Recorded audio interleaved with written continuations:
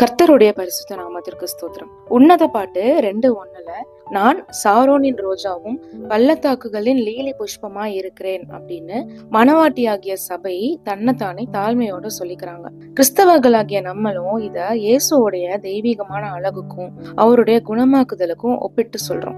ஷாரன் அப்படிங்கிறது இப்போ சாதாரணமா கேர்ள்ஸ்க்கு வைக்கிற ஒரு பேரா இருந்தாலும் பைபிள் காலத்துல இது இஸ்ரேலோட வெஸ்ட் கோஸ்ட்ல ஹைஃபாக்கும் யோபாக்கும் நடுவுல இருந்த ஒரு செழிப்பான சமவெளி. It was a fertile plain. Solomon ராஜா வாழ்ந்த காலத்துல இந்த இடத்துல விதவிதமான அழகான காட்டுப்பூக்கள் பூத்து குலுங்குமா.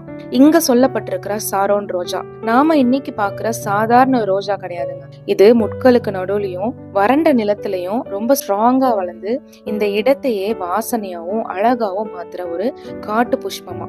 இது என்ன பூன்னு சரியா நம்மளுக்கு ஐடென்டிஃபை பண்ண முடியலனாலும் பைபிள் ஸ்காலர்ஸ் இது மெடோ சாஃப்ரான் இல்ல வயலட் குரோக்கஸ் இல்லாட்டி ஒரு வகையான ராக் ரோஸ் ஒரு வைல்ட் டூலிப்பா கூட இருக்கலாம்னு சொல்றாங்க.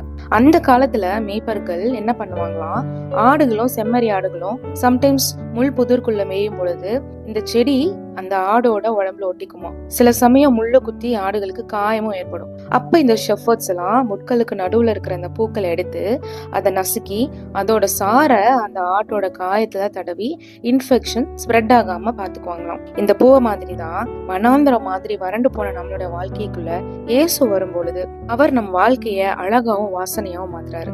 அவரோட ரத்தம் நம்மளுடைய பாவங்கள் எல்லாத்தையும் குணமாக்குது. வனாந்தரமும் வறண்ட நிலமும் மகிழ்ந்து கடுவெளி கழித்து புஷ்பத்தை போல செழிக்கும்.